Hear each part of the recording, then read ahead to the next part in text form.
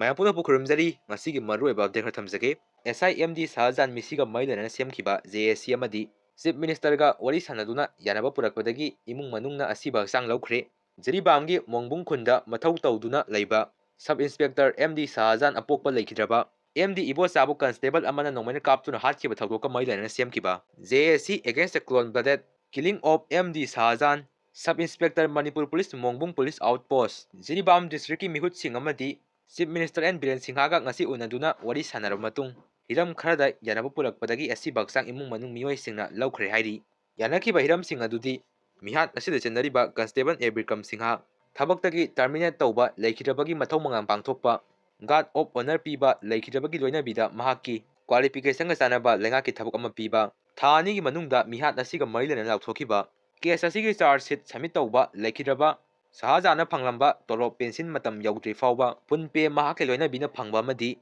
Pangpam Tokpa ex Gracia process how by Hiram Singasida Yanabapura Kihaina Pawusna Makadari Bharat Sakarna Manipura NRC Sanahanaba Paikalakpa Tabuk Toram Singda Tadau Convention Gawati Organizing Committee